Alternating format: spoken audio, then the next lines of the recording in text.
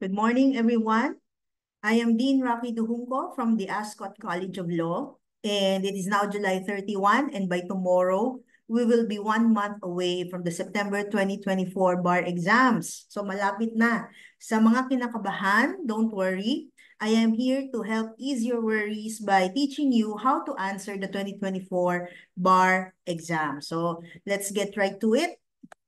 So what are the objectives of this lecture? First is issue spotting. What is actually the question asking? Minsan kasi ang haba-haba na nung problem, pero simple lang pala yung tanong. No? Like for example, last year sa 2023 Hernando Bar, there is a problem. No? Medyo mahaba yung facts, but actually what the question is asking is whether a corporation can become an incorporator. Diba? So simple lang talaga yung tanong. No, so issue spotting is about sifting through all the facts, determining what is relevant and what is useful in solving the problem at hand. Okay. Next is about analysis. How do we formulate the answer? As a law professor, I've noticed several times that law students know the answer. They know the principle, they know the definition, but they have a hard time formulating the answer, right? And last but not the least, no, definitely not the least, because this will have a factor in the point system, no? Ilang points ang makukuha mo sa yung answer. How do we write the answer? Using the CLA format prescribed by Justice Mario Lopez, our 2024 bar chair.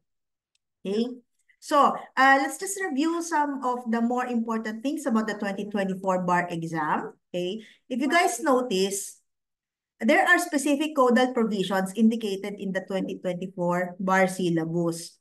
So, walang ganito nung 2023 bar, and dun sa draft 2025 bar syllabus, walang nakaspecify na codal provisions. Why is this important?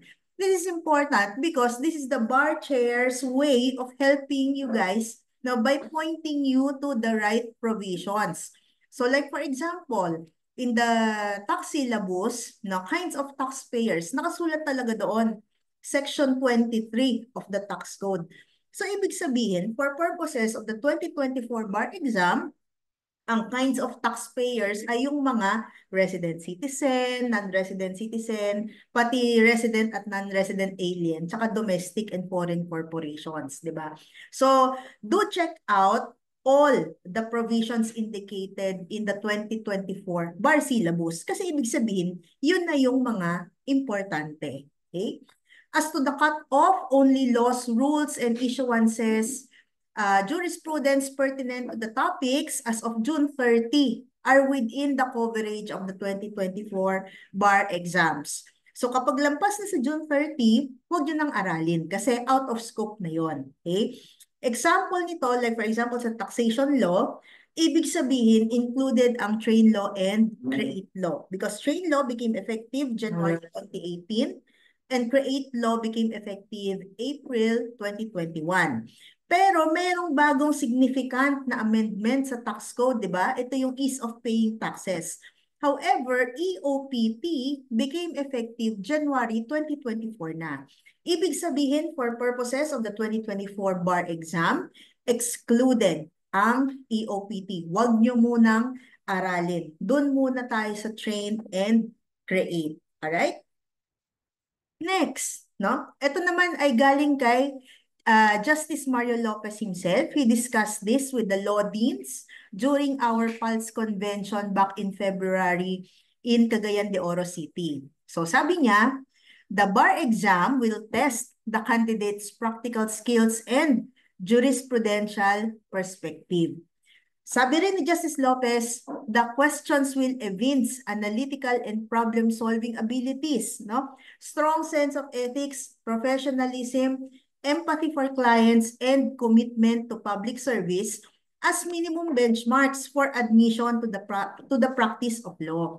So, based on these statements, what we can tell, right, is that the questions will be in essay form, and magiging Supreme Court decision based, magiging jurisprudence based yan, no?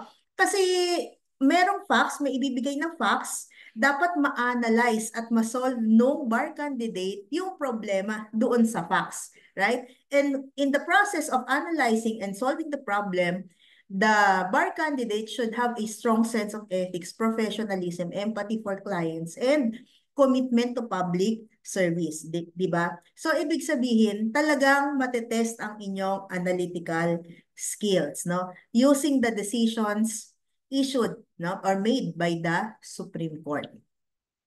Ayon din kay Justice Lopez, ayan, pinicturan ko yung slides niya nung Pulse Convention sa Cagayan de Oro. So, ano yung ine-expect niyang sagot galing sa mga bar candidates?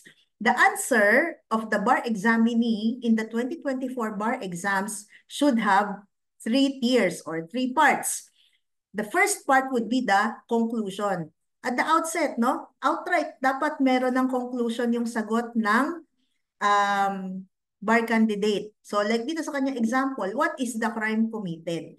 So, in here, Pedro committed the crime of murder. O, ganyan. Or, in here, no, Pedro committed the crime of homicide.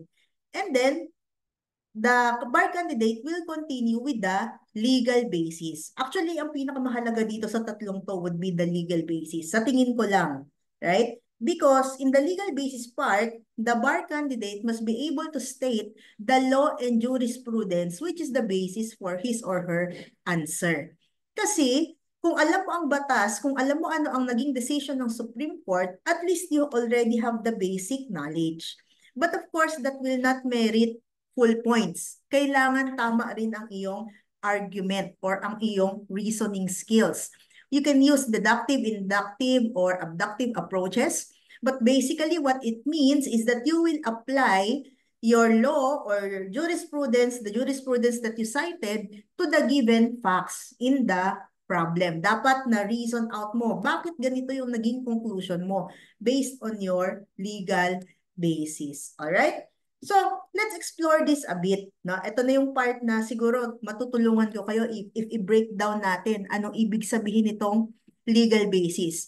Because to quote the 2008 number 1, Bartap Natcher Attorney Judy Larizabal, sabi niya ang legal basis ang heart ng inyong sagot. Yan ang pinakasentro. Yan ang heart ng inyong sagot. Okay? So when we say legal basis, sabi ni Justice Lopez, it will be the law and jurisprudence. So what does that mean? Alam naman natin na when we talk about the law, we mean the 1997 Constitution, Tax Code, Local Government Code, ito yung CTA Law, Family Code, Revised Penal Code, at lahat na ng batas, right? But when you put this down in Exemplify or when you type this in your answers, you can simply say under the Constitution or under the law, tas state nyo na yung rule. Diba? You don't have to cite the specific provision under Section 23 of the Tax Code. Naku, baka mamali pa. That's very risky. Kung talagang sure ka na nasa tax code yan, edi pwede mo naman siguro sabihin under the tax code or under the local government code. But again, I strongly discourage citing specific provisions. No?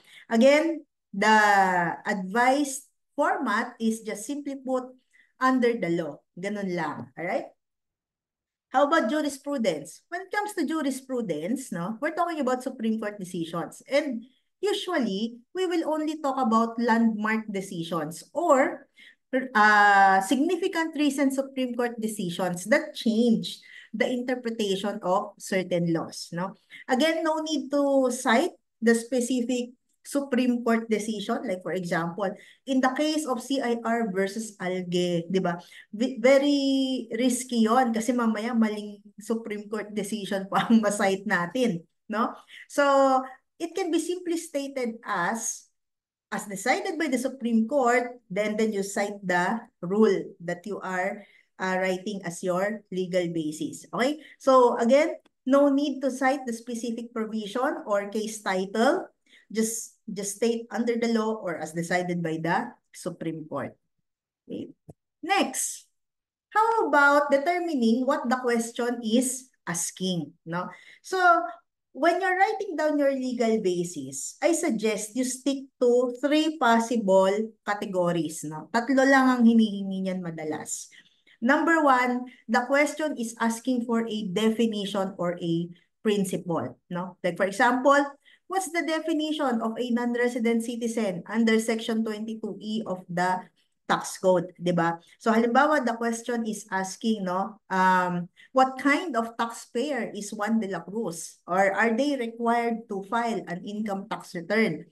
And this question can be answered because of a definition given under the law, no? Another example of definition would be the lifeblood doctrine, which states, di ba, that taxes are the lifeblood of the government and so should be collected without unnecessary hindrance. So ang keyword doon is collected, no? Their prompt and certain availability is an imperious need. So if there is a question, let's say under injunction, may the collection of taxes be subject to an injunction? The answer is no, because under the lifeblood doctrine, and then you go on to define the lifeblood doctrine, di ba? And then apply it. So there must be no unnecessary hindrance, kaya hindi pwede ang injunction, generally, right? Or like for example, what's the definition of the pay under protest rule for real property taxes under the local government code? Guys, lahat ng example ko is about tax because I'm a tax professor, okay? Next kind of answer na hinihingi ng question would be the enumeration of requisites or determining if all the requisites have been met in the problem. So example, di ba last year sa bar exam, mayroong question doon kung pwede bang i-deduct ng corporation, ng one-person corporation, yung bonus na binayad doon sa anak ng may-ari. May the corporation deduct the bonus paid to Laya the intern, who is the daughter of the owner, right? So how do you answer that? The answer there is by enumerating the requisites of deductibility under Section 34 of the tax code. And if all the requisites are met, then your answer is yes, the bonus is deductible. However, if in your analysis you have determined that the requisites are not met, like for example, no, the bonus paid to the intern is not an ordinary or necessary expense, neither is it connected with the development or the operation of the business, right? So therefore, with one of the requisites missing for deductibility, the bonus cannot be allowed as a deduction. Diba? So ganun lang siya sagutin. Or another example of requisites, what are the requisites of a valid assessment? Mamaya may example tayo regarding that. Alright? And the last kind of answer that the question may be asking for would be procedure, no? And when it comes to procedure, di ba? Siyempre, pag abogado na kayo, dapat alam nyo anong procedure. Dalawa lang yan. It has 2 parts usually. The period, whether the prescriptive period or reglementary period, kailan dapat gawin itong procedure na ito. And the next part would be venue, di ba? Saang court ka magpa-file? Saang administrative body ka magpa-file? Dapat alam mo kailan at saan. Alright? So procedure talks about periods and venue in general. Minsan, yung procedure also requires who, di ba? Sino ang dapat gumawa? Like for example, sa crime, merong mga felony na specific as to who may file the case or file the complaint rather. So, minsan may who, but generally it's more about periods and venue. So an example of this would be the administrative and judicial rules for local tax assessments, which we will have an example for later. All right? So again, final reminder here, no need to cite the specific sections or case citations. No, baka mag-GR number pa, lalong delikado, wag na. Okay? So just state the rule, no, and then preface it with under the law or as decided by the Supreme Court, and that would be fine. All right? So let's go to the examples. Okay? So example nitong definition, requisite at procedure. Siyempre lahat to tax, di ba? Alright, so this one is an example of a question asking for the definition. Look, this is from the 2023 bar exam, fresh na fresh. Ang haba nung tanong, di ba? Si Pedro na nag-run ng isang gambling den, dinescribe pa anong klaseng gambling activities ang kanyang ginagawa. No, this is highly illegal. And sa haba ng kwento, are most of these facts relevant to the answer or in your analysis of the problem? The answer is no, di ba? Hindi siya mahalaga. So dito na tayo sa bandang gitna. Needless to say, Pedro did not file an income tax return. So based on the complaint of the commissioner, hindi siya nag-file ng income tax return. And the defense of Pedro is dalawa. The profits from the gambling operations are not income daw. Okay? So, yun ang una. It is not income. Pangalawa, well, it is not income daw because it is declaring such would violate his right against self-incrimination. Pangalawa, he is not required to file an income tax return. So the question is the argument of Pedro tenable? Explain. In last year's bar exam, maganda kasi naka-highlight or naka-bold na yung tanong. So, pwedeng dumiretso ka na dun sa tanong agad before you start reading the problem para alam mo na agad ano yung hinahanap mo. However, in the past, there are some bar exams na naka-incorporate yung question doon sa paragraph. So, medyo mahirap hanapin. Dapat basahin talaga natin ng mabuti ang tanong para malaman natin ano yung hinihingi sa atin ng problem, right? So here, the question is the argument of Pedro tenable? Considering that his arguments are, number one, hindi daw income yon, and number two, hindi siya required to file an income tax return, okay? So this is the answer that I submitted to the UP Law Panel of Experts in Taxation Law. And my answer or my suggested answer is that no, Pedro is wrong, as even illegally sourced income are deemed taxable. Guys, one tip that I can give you is that remember, there are 12,000 expected bar examinees this year. So one examiner is expected to check 12,000 answers to a question. At the outset, no, bigyan nyo na yung examiner ng clue kung saan pupunta yung sagot nyo. Diba? So, look at this. No, Pedro is wrong as even illegally sourced income are deemed taxable. In one sentence, alam na agad ng bar examiner saan kayo pupunta or saan pupunta yung legal basis nyo. It's possible, I'm not saying lahat ha, it's possible na dito pa lang ma-convince na si examiner na ay alam na nitong candidate ano yung sagot niya. So bigyan ka na niya ng full points, right? So don't just answer with no, Pedro is wrong or yes, Pedro is correct. Diba? Bigyan niyo na ng sneak peek si examiner as to what your answer will be. But keep it short and just keep it to one sentence. Diba? Bakit? O sabi natin, this question asks for a definition, di ba? Was asking for a definition.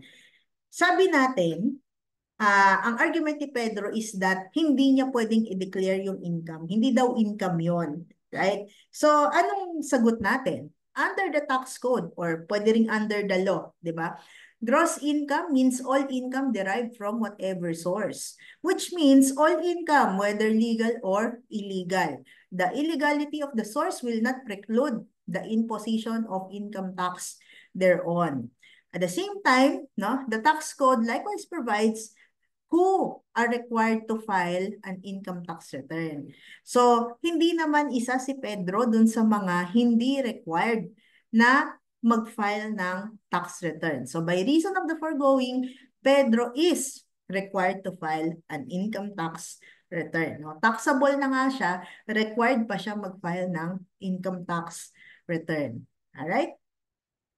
Next, example number 2. This is from the 2020-21 Best Bar Ever. Diba? There were only 3 tax questions in the 2020-2021 Best Bar Ever. One is about VAT computation.